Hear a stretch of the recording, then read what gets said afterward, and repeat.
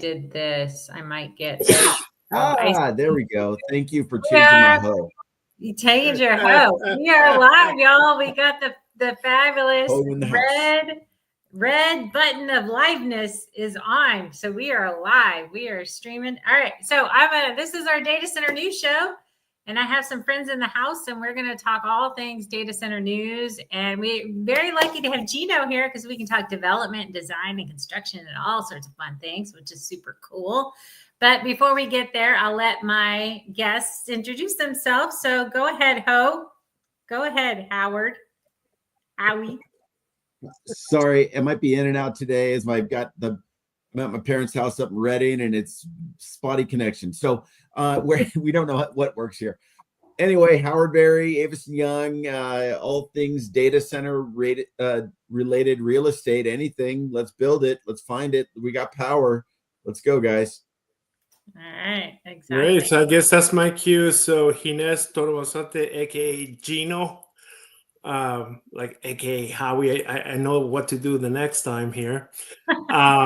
So with Excite Group, really developing our global relationships with our customers and building data centers globally from the ground up, all the way from inception, design, construction, pre-planning, master planning, all the way through the construction phase and delivery. So pleasure to be here. Thank you for having me, Amy. So glad to have you. This is awesome.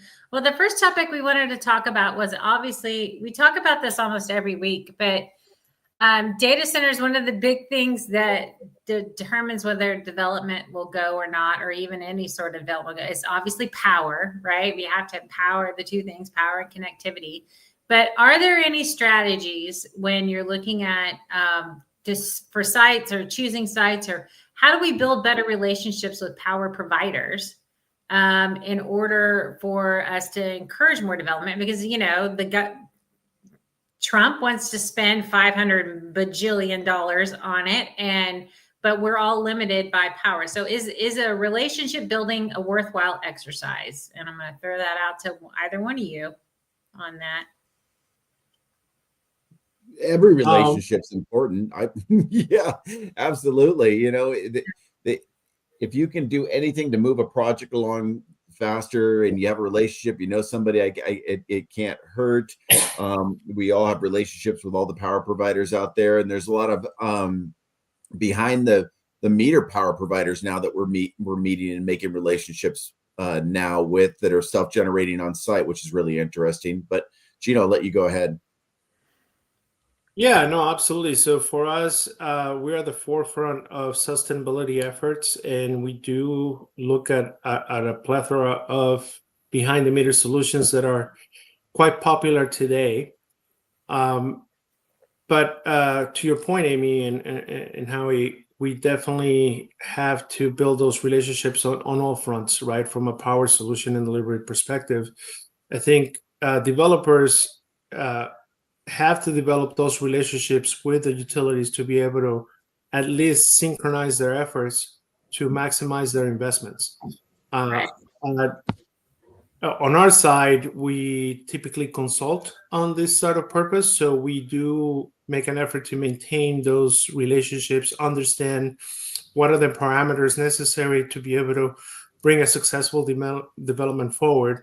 And of course, oftentimes we consult with experts like Howie on how to best to go about doing that and exploring the best options for all the parties involved.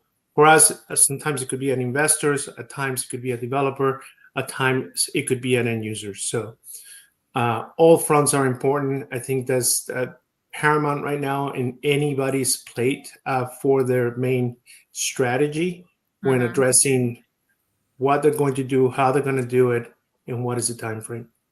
So if there's, say, we're going into San Antonio, Texas. Well, I'm just picking a city. And when you're building this relationship with the local municipality or whoever, is it ERCOT? Is it the state level? Where is the relationship being built? I'm assuming it's all levels and it doesn't really matter, but who's making the decisions around, can I get you power or not get you power? or can and is there considerations around how are they managing all the requests for all these different kinds of power sources? Who's the grand poobah of power? That's what I'm trying to figure out. Who's managing all of that? I'll defer to Howie on this one. For starters, he has a lot of experience negotiating this type of contracts. I'm not an expert on Texas, but I do have some ideas. Yeah. Yeah, it's an engineering process. The engineering department needs to get a request. They need to say, is this load available on their transmission lines, and they'll go in. And there's obviously, it's an engineering team within ERCOT who will just decide, yeah, this is here or not here. And then once that process is started, then it moves on to negotiating as an off-taker, saying we'll serve you power. And then it becomes a negotiation. There's going to be costs associated with getting that power to you, and that the off-taker is most likely going to have to bear a certain amount of those costs associated with that, and then it get in line. Then we start waiting 2, 3, 4 years for breakers and transformers to get the power. So Texas is a weird bird because we're all by ourselves. Now, when we've got partnerships with, now after a snow apocalypse, we've got partnerships with other people. But what about the rest of the states that are all kind of connected together? Is it one? Are you dealing with one? Are you still dealing with a state person? Well, different utility, whatever the utility is that's providing the power, in that it's not state level yet, unless you're going to, you do have a PUE. What's a government connection? PPAs? Yes. So, if you're behind the grid and you're providing energy back into the grid, you will need to go through a completely separate process. But every state's the same. It's getting line. If you go to Illinois, they're like, put up $1 million deposit, and then we'll look at it. Interesting. So some states require very large deposits to understand if that power is there or not, and you got to pay them. Some do, some don't. Right? Some utility companies are like, okay, we'll do a study. We'll tell you if your power's there or not. Interesting. Yeah, They don't know. That just sounds like something that AI could solve. Like, how much power do we have? Like, or even any computer system can solve. It already does it. Yeah. There's groups that do that. But I would love to hear it from Gino. Like, I know, guys, this is live and it's not scripted at all. We just go off the cuff as we're talking about stuff. And I'd love to hear from Gino, like, maybe project, and you start off like where there's going to be delays, and how do you solve that before you even start a project to not have delays? How do you guys do that? Yeah, I mean, to your point, it starts with procurement, right? You have to have that procurement piece pretty much in line. You have to have a strategic plan. We work with our customers on the consulting end to make sure that we have those pieces in place. But more than anything, when it comes to different regulations, different states, even different countries, oftentimes each governing party, each utility in this case, will have their own selection process. Is really relevant to the situation. Is really relevant to the amount of interest that there is in the marketplace. For example, if I were not that SRP or APS here in Arizona, I would do something like this. But if I was a utility and I had a great degree of demand from a lot of investors, right? I would try to prioritize, and I'm not saying that this is the way utilities work, but I would imagine this is how they might think, is that they would prioritize the services that they have, which is something that they already do. So you have primary services that they have to provide power to, so on and so forth. But they would have to prioritize that list based on the success factor of their strategy and how they're looking to satisfy the needs of the market, and what is the most suitable and responsible path to take for the stakeholders, right? So I think there are a lot of dynamics that come into play that, oftentimes as an investor or as a developer, you might not think about when approaching this type of situation. But what we see in what we work with, consultants like Howie, is, how to tackle this in a way that is, we give ourselves the best opportunity to be successful in any given market, right? So it starts with the relationship. It moves into a very delicate stage of strategizing as to what is the right path to take. And then from an execution perspective, you're really at the mercy of the vetting process that any given utility might have. At least that's what we see in the marketplace. Yeah. So they it does come down to credit a tenant to credit of the off taker as well. I've had a number of times where utility says, is it one of the cloud 6? Because we're more preferable to give them power all the time without load shed meaning we're going to turn off the power because we need it somewhere else at a certain hot summer day, and you need to run on your generators. And other off takers, they come in and they say, look, particularly crypto mining companies that use a lot of power, a utility company will say, look, we're going to give you a ton of power, but when we want to get it back because we need it somewhere, we're going to turn you off. And crypto mining's definitely a lot less sensitive to the on and off of turn off the power compared to a mission critical 5 nines data center that can't be shut down and has to rely on generators. So that's a really important part when we're talking to the utility companies and negotiating with them. Yeah, for sure. So let's talk about the other utility a little bit. This wasn't on, I didn't prep you for this, but I was thinking of it because you're in Phoenix, right, Gino? So back in my days in multifamily, and this wasn't even that long ago, it was like a couple of years ago, I was talking with a Phoenix multifamily developer, and they were working on a development, and no joke, like had already broke ground, started pushing dirt, all this other stuff, and went to go hook up to the water. And the city of Phoenix said, we don't have any water for you. And they didn't bother to check. So is that still a problem? I mean, is Phoenix having, and is that a concern in a data center? Because the data centers can or can't. I know they're moving to liquid cooling and doing different things, but where they're not consuming as much water, but some of the older ones are, right? And so I just wondered about the water side. Yeah, so obviously water is a scarce resource in the desert. And there's been a lot of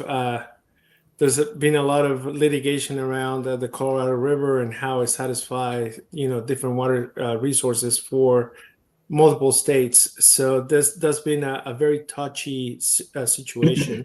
But to add a little context just to the Phoenix scenario, which might replicate itself across the country in different fashions, is that when we say Phoenix, we're talking about metropolitan Phoenix, right? So metropolitan Phoenix has about 12 cities, if not more, because it seems as every other day there's a new city within a city here in Phoenix metropolitan area. Right. So there have been some circumstances where some of the constituents of any given project have taken advantage of some of the water resources, for that matter, that have been available, and that has been something that has brought up a lot of concerns, especially for those multifamily, more remote cities that would have, a big concern around, what kind of water availability the constituents of that particular city have available in order to conduct their day-to-day, especially if you have a big monster data center coming in and sucking up a lot of water in the desert, right? So there are different levels and different dynamics that have presented themselves here in the Valley that I would imagine have a similar scenarios. You could find similar scenarios across the country, just with a slightly different context, right? So, Right. so I would imagine that this story kind of repeats itself in different places, and it's something that needs to be tailored and catered to very, very closely, because there is an educational piece that we are not privy to as a society, right? I mean, think us that participate and talk about data centers on a daily basis is a different story, but the public in general and a lot of the developers have started hiring staff to be able to educate the communities and actually the leadership within the community so that they can educate their communities as to what are the true utilization of their resources and not what they see in the news and of course whatever makes the news is something that is probably Yeah. blown out of proportion that shouldn't be happening anyways. But 9 out of 10, I think all the developers that we work with, I mean, I think 100% of the developers we work with in part of our vetting process is they're very responsible how they go about utilizing those resources, and they have very aggressive sustainability goals for the companies and for the communities that do business with. Yeah, it's interesting. Yeah, that's that. Sorry, Amy. I was going to say it was funny because the water thing, and just to your point, Gino, that you said about we're in it every day. We're talking to people. All we talk about is data centers. I think I need a data center tattoo. I was just talking to a group who's looking on development in Phoenix area, for instance, and they said they didn't have a problem with getting water. Now, how much they were going to use, and it has stepped down. They're not using as much water as they used to. We're not millions of gallons a day on evaporative cooling, where we're using closed loop. And I think what everybody who listens to this has to realize is the less water you use, the more electricity you use. So you have to trade off. You want to be a water hog or electricity hog. So you get one or the other. It doesn't. You can't just not use water and use less electricity. It doesn't work. But we hear from groups that are saying they can find water. They said plenty of water, which I don't think there's plenty of water. I was hearing that today. So, I think the access to water is there. Whether that's plenty of water for the community, that's a different story. And I think that's something that, right, if it's I've been in sales my entire career, right? So it's funny how even myself, I've told myself stories that I want to hear in my head, right? And not necessarily the facts, right? So we go to like you to get the facts, right? And we consult with our clients in the same manufacturer. We find the facts and then we report on those facts. But oftentimes, especially when you have an idea and it's your baby, what have you, you might have a different appreciation of things that might not be in congruence with the reality.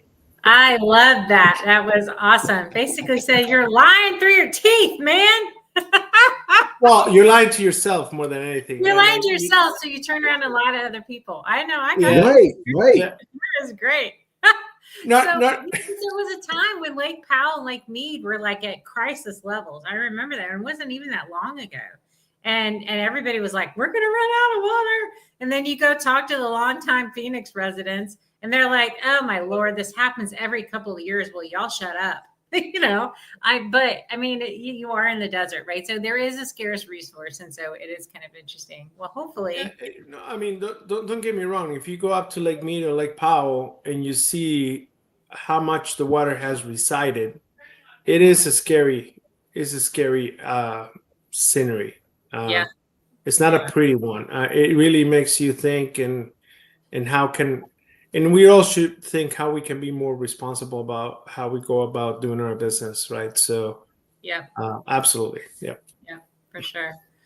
Well, there's another article out there, and it's about a different market. It's about Atlanta, and Atlanta is apparently the number one demanded. They beat out Data Center Alley, Atlanta.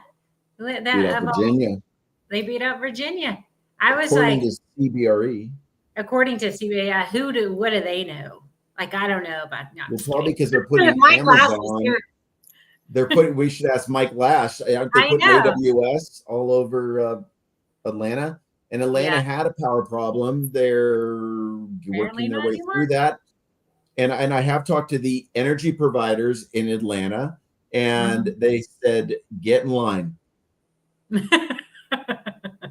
That's Literally. interesting. It's like, well, you can apply, but we're going to get back to you in maybe 6 months. Wow. That's so crazy to me. So Yeah.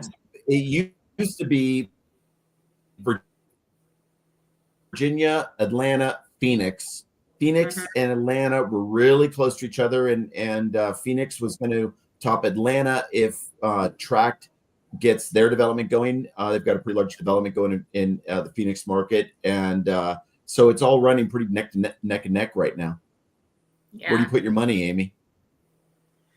I don't know. Just You put it find on a data center. Virginia? It's gonna, find a data center. It doesn't Like- matter where it is. It's gonna print cash, right? Do- You would think. Yeah, Gino, you go to Virginia, right? You go to Ashburn. Yeah, I do. I'm sorry you broke up there for a second. Come again. Come again. Here he is. We lost you for a sec. Hey, Gino, you go to Virginia, right? You go to Ashburn. When was the last time you were out there?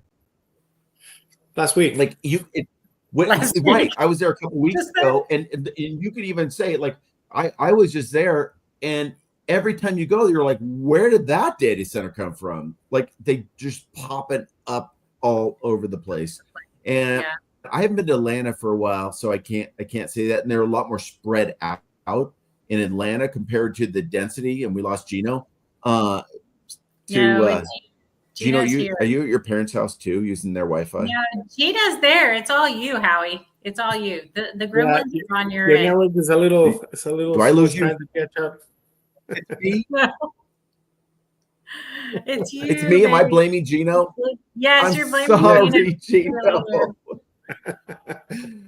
It's me using my It's you. parents' It's you. It's all good. Wi-Fi. But yeah, but so that's interesting. They're just popping up. I mean, it's like sprouting data centers and then Atlanta beat them out for power requests. So is Atlanta gonna be like, I guess Georgia has more land, right? It has more land available. So I have a point to make there, right? So Yeah. if you look at the markets that are being more successful, is because typically they have a very good utility in place, right? Like I think the world of Duke Energy. I mean, they're phenomenal, especially in Georgia.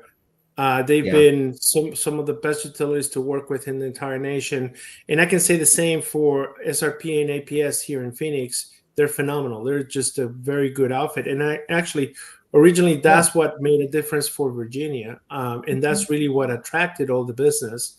Right. So I think there is the component of also finding the path of least resistance for some of these operators that are finding, a more cooperative environment, whether if it is from a compliance perspective or if it's from a governmental governance perspective, or even if it's with a cooperative utility, right? So we're seeing that in Texas as well, right? I mean, all the ERCOT markets are quickly becoming saturated because everybody is trying to seek and find the path of least resistance. Right. I Yeah. think we've gone away a lot from the traditional site selection process that would actually help some of these developers and operators and end users determine where they would put their workloads.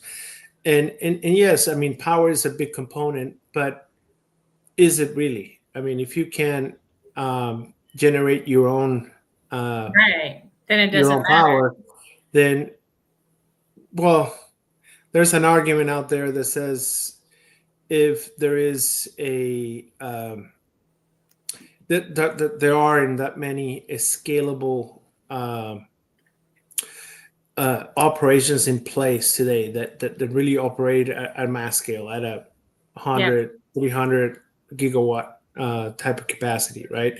And yes, and I mean a lot of things are still to be tested and tried, but on the industrial side of the equation, this has been done before. It is scalable is sort of using and reusing some of the pieces that are already commercially available, right? So the commercial availability is also another component that is often overlooked by most developers and the marketplace itself. Sometimes it's just understanding, where things are commercially available for the needs of the business, right? And that's sort of the consultation that I would work with, hand in hand with somebody like Howie, in order to understand what is the best path to be able to get the resources necessary for this mega scale, capital intensive, large deployments. So when they're looking at their power stack or like how they're putting it all together, I'm assuming, Howie's been preaching for a while. Hey, we have to do on-site generation. You have to do on-site generation. And that's not just generators, right? That's actually producing power on site.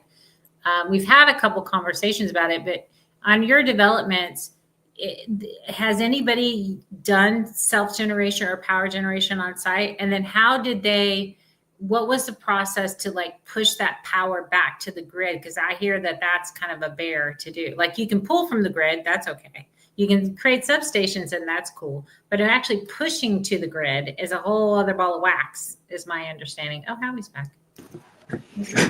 Yeah, absolutely. Because that's transmission, right? Yeah. And transmission is more capital intensive, is really a heavy lift, and it is something that there's very little control over the time, right? Because now you have to deal with easements that might have, a history of being problematic. There's the cost of, circumventing an easement that is inconvenient. There's so many different situations that you have to manage in order to be able to facilitate that, right? So I think every utility would want to get additional sustainable power sources that are helping their customers, because everybody has, when I say everybody, I mean all the utilities do have goals that they set for themselves to be able to become more responsible in the way that they distribute power, right? So from that perspective, I think off-grid power generation is here to stay. I mean, it'll definitely evolve. I think is already gaining a lot of popularity, especially in the data center space. But I think that we're a very small piece of the puzzle. Although us data center guys think we're the center of the world, but we sort of are, because that's where all the data is going. But in the sense of the massive scale, some of the industrial developments that are out there, what we've done in the past has been minuscule. Now it's getting to be interesting, and it's getting on par with some of the most interesting developments that we have, and therefore now we're at the forefront. But we must develop better ways to generate power. Absolutely. So if they do on-site generation, then it's really just for themselves. They're not going to put anything to the grid, because then pushing it to the grid involves all sorts of other paperwork that you don't want to do, right? So they're going to try and size it for what their needs are, correct? Is that kind of generally what people are doing now?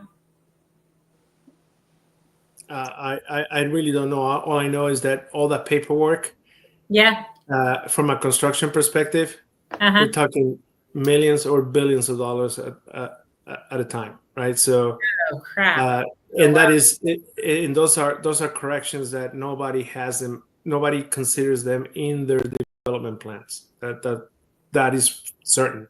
Wow, right. That's crazy. Yeah. We've said it before. The data center industry doesn't like to change quickly, and if it hasn't been like what was I forget, John, somebody was on here said that if it hasn't been working for 20 years, they don't want to adopt it. So the data center industry is, the other part I was going to say was, we were talking about earlier, it was the PUC I was thinking of. If you want to interconnect to the grid and bring back power onto the grid, you have to go through a PUC approval. And that is another lengthy, expensive, bless you program, I swallowed my sneeze. proposition. I swallowed it. Okay. You got it. Way to take it. I swallowed it. Yeah, it was there. It was a real sneeze. I just swallowed it. I didn't want to go. Okay. Thank you. Yeah, no worries. All right. Well, let's talk about another market and I don't know, crazy town, but another market. I don't know if it's really a market, but we just launched a data center to the moon, which is, it's the size of a notebook, but it's a data center and it's going to the moon. So that's kind of cool. That was like the news. It was in like 3 or 4 news outlets. We just launched it to the moon.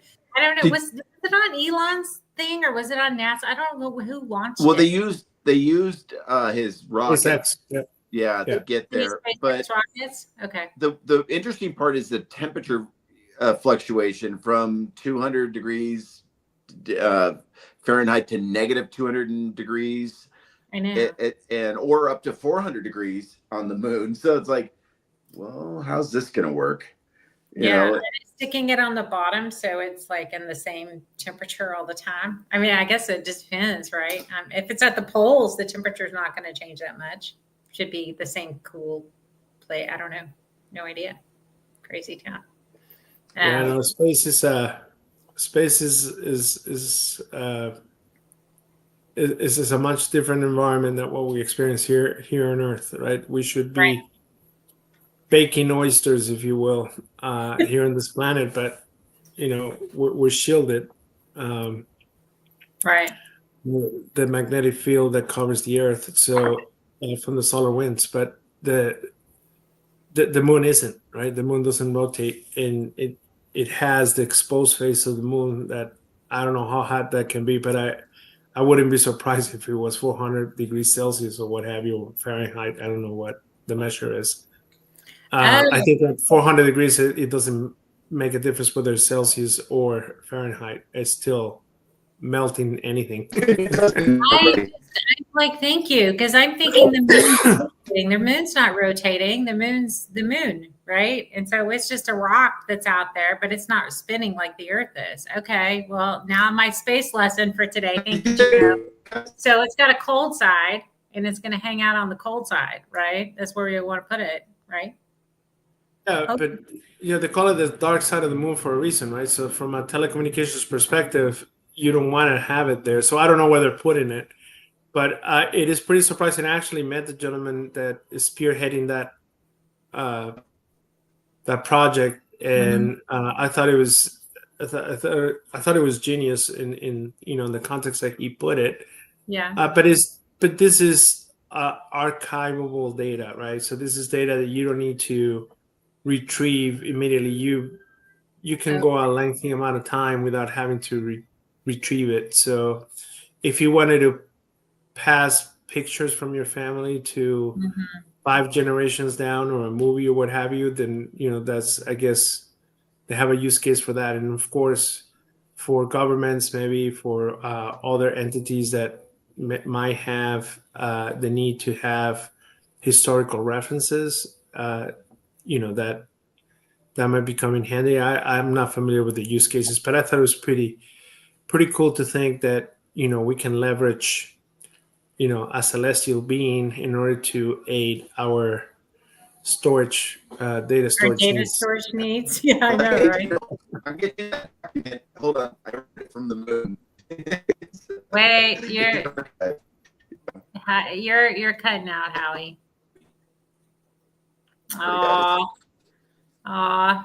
But okay, so if it's for just data storage only, then I'm assuming the connectivity, it's like some satellite somewhere, right? That they're using to do. But so I would, yeah.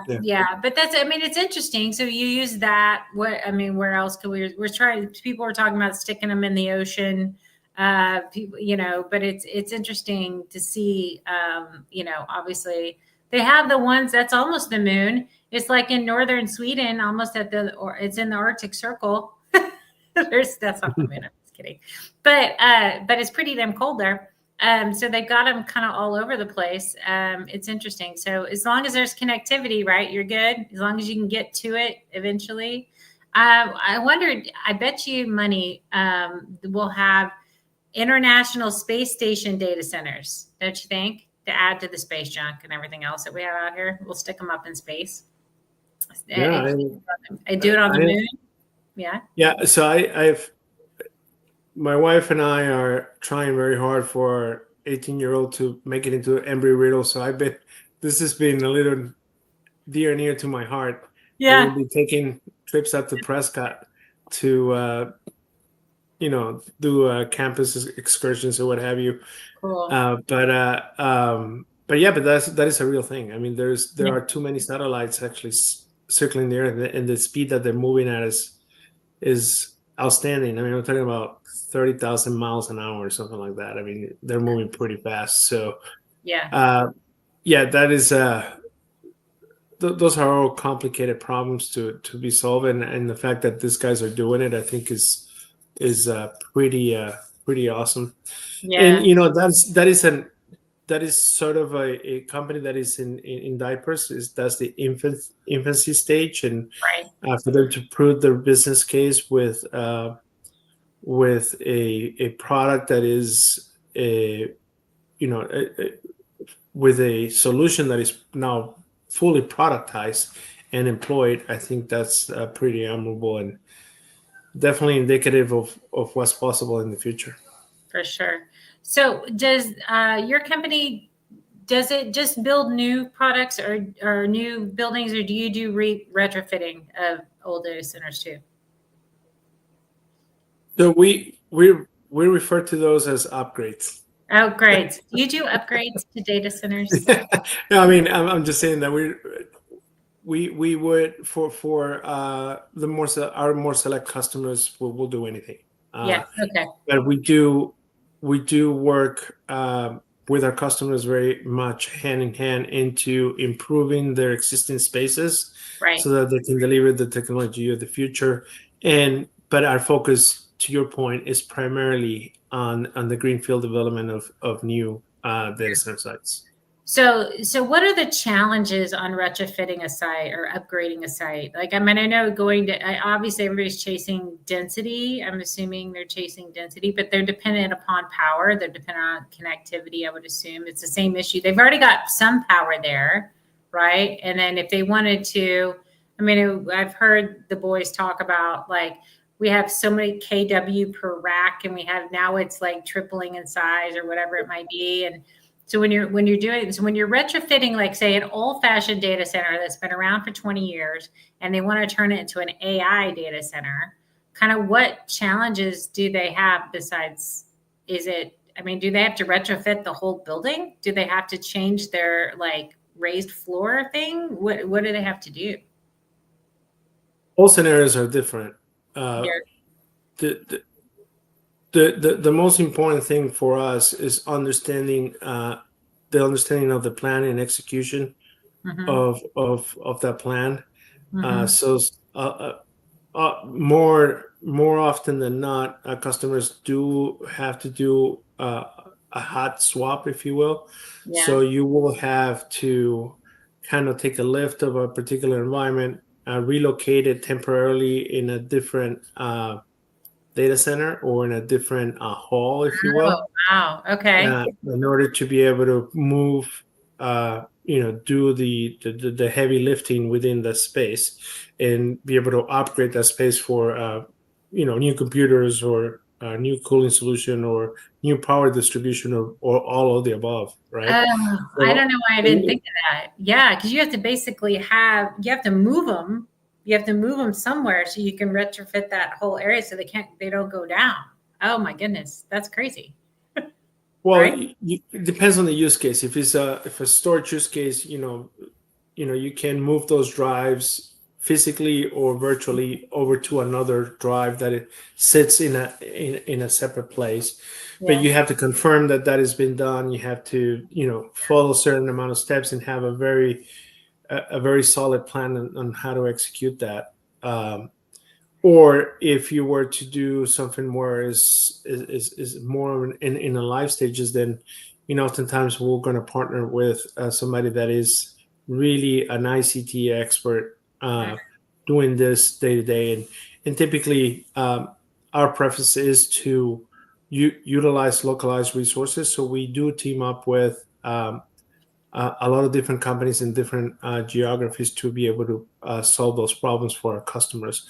But typically, we would not enter in that exercise if it wasn't something that we saw 100% opportunity for success. That is a very delicate process. It sounds very very easy when you summarize it in one word.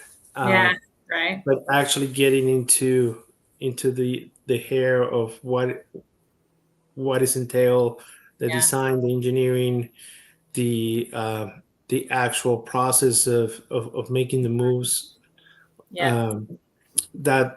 That requires a lot of attention. Yeah. So I'm assuming that when you go from like a normal data center to a non-AI data center to an AI one, the cooling, obviously, I don't know if there's a rule of thumb. Obviously, everything depends, but you have increased cooling demands, right? Because the computers are kicking off more heat.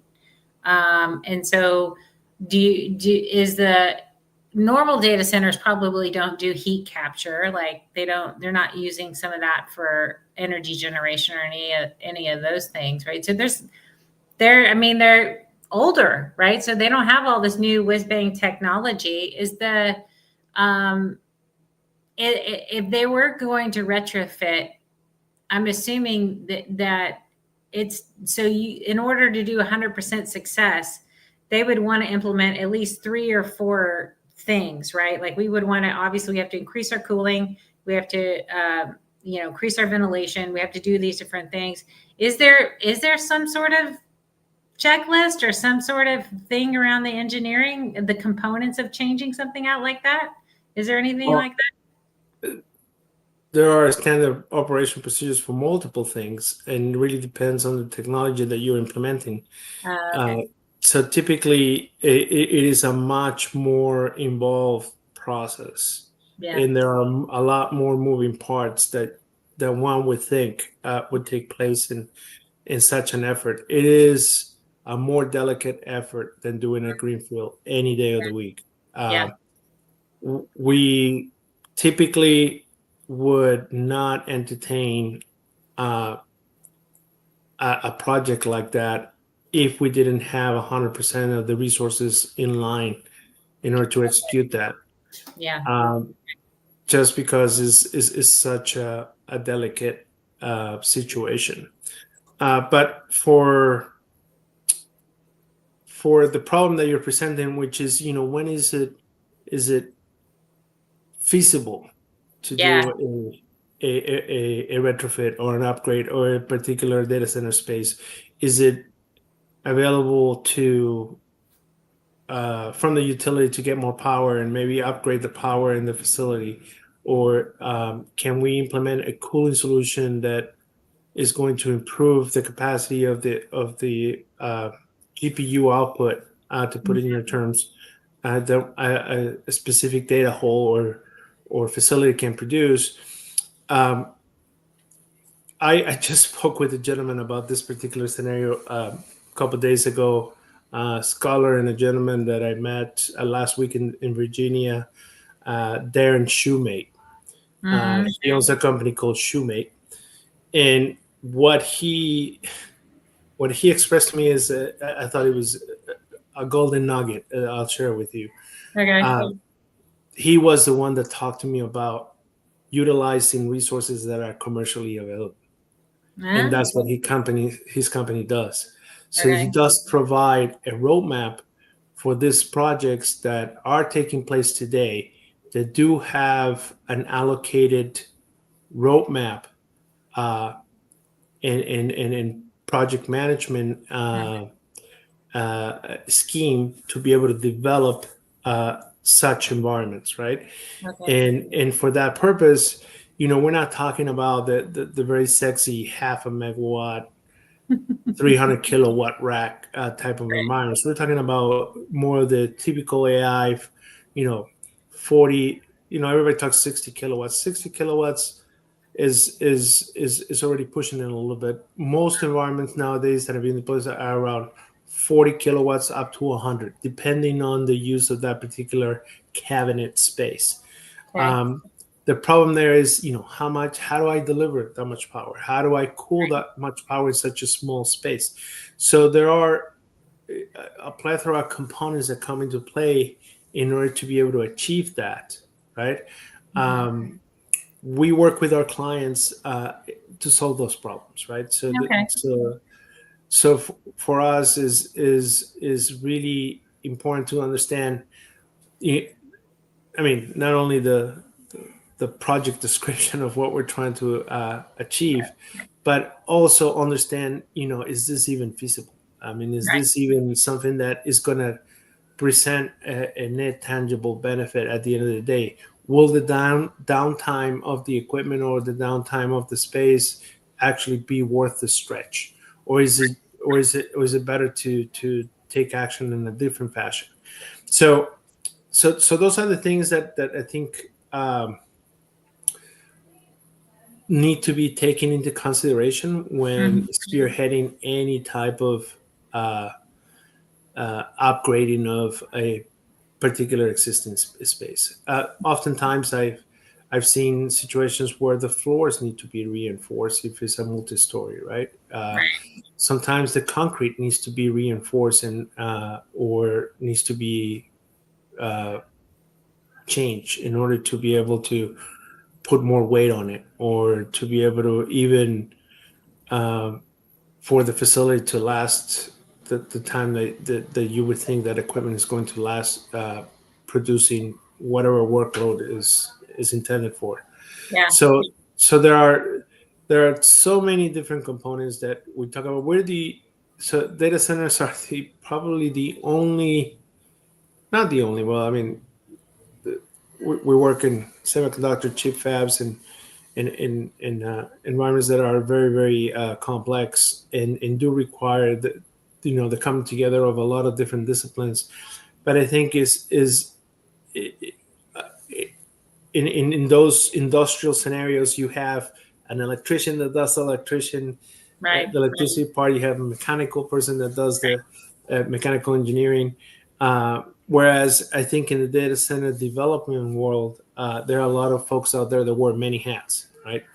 And they have interdisciplinary hats in order to be able to achieve and understand, how everything jives together in order to be able to develop that particular project. So going back to the retrofits, that's not an easy lift. It's a lot more complicated than meets the eye. Very, very complicated. Yeah. And expensive. Yeah, of course. It'd be super expensive. The only way it would make sense to do it is if you just had a big, huge AI customer and they wanted to use that space for whatever reason they wanted to use it for. Who knows? You would have to it would have to pencil before you moved it in. There are not rules. Risk free. I can tell you, it's not risk free. And if you're gonna pony up billions of dollars like a lot of these companies are nowadays, and I can tell you, and Howie and anybody that you've had in this show, there are going to be a few winners and a lot of losers. Yeah. Interesting. Yeah. That's guaranteed. Yeah.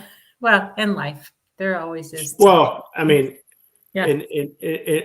chasing AI, you don't know what technologies are going to come in the next year or the next 6 months. You don't know what AI is going to develop to be able to solve these problems. Yeah. So only the future tells. Yeah, I want to see, and we were. I was going to talk through it and try to get an expert on it, but I don't know if you've heard, but there was an article out talking about medium to large size businesses that by 2030, 90% of them expect to be using some sort of robotic automation in their business. So robots depend on AI. AI depends on some place to do its like magic, right? Usually a data center.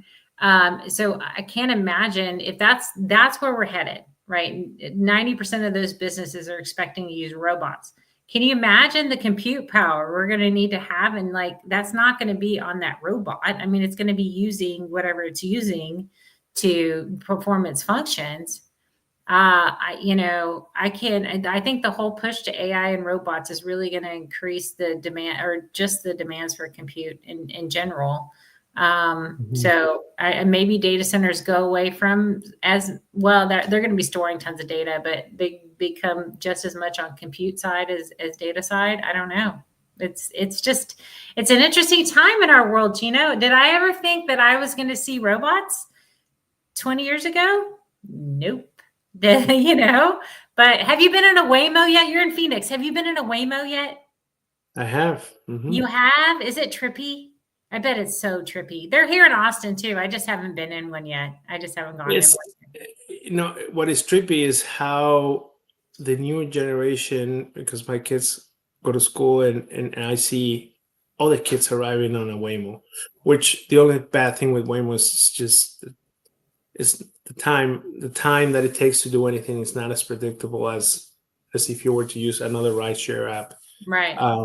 Right. But to see the adoption on how if you were to do probably a study on who uses Waymo opposed to other rideshares, I can guarantee you that the Waymo users are mostly under 25 years old, which is kind of cool. That is kind of cool. So they're going to be okay with people. I mean, it's what they know.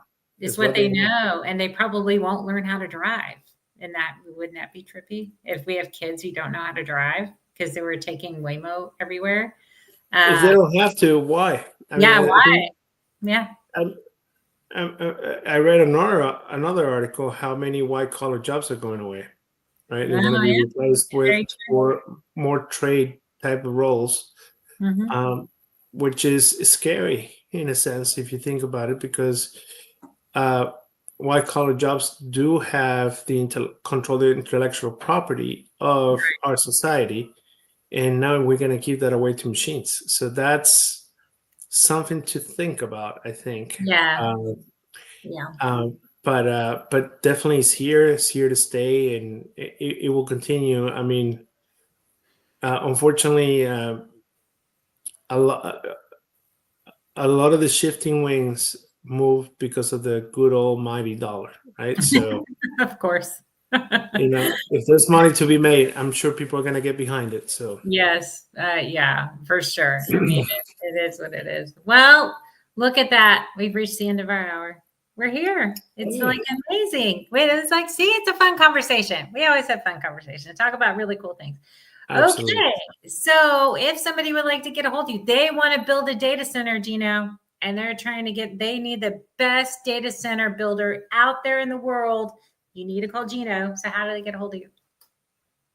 You can always find me on LinkedIn, or you can find me at Ginés.Tormosote at LinkedIn.com, I believe is my link.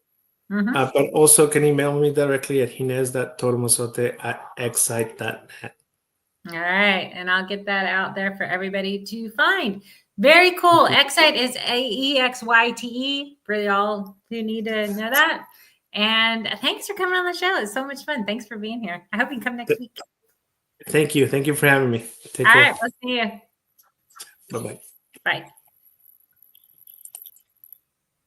And that's it. That's the end of our show. So for all of y'all who are watching the show, please go on to our YouTube channel and like and subscribe. Also, this has been a show of the U.S. PropTech Council. If you're interested in the PropTech Council or anything about the PropTech Council, go to proptechcouncil.com. We are having our event at South by Southwest on March 9th.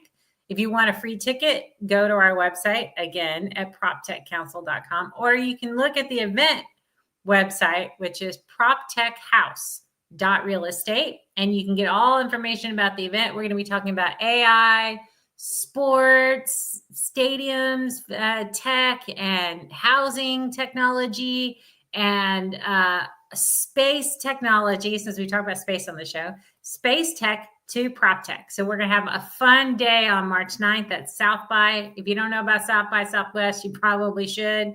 Only about 300,000 people go to it every year in Austin, but it's a tech, film, and music festival. So it's pretty cool. All of our tech stars, we get to hang out with movie stars and rock stars. It's pretty awesome. It's an awesome event. So love to see you there. And we will see y'all next time, Thursday, 1:30 Central. Have a good one. See ya.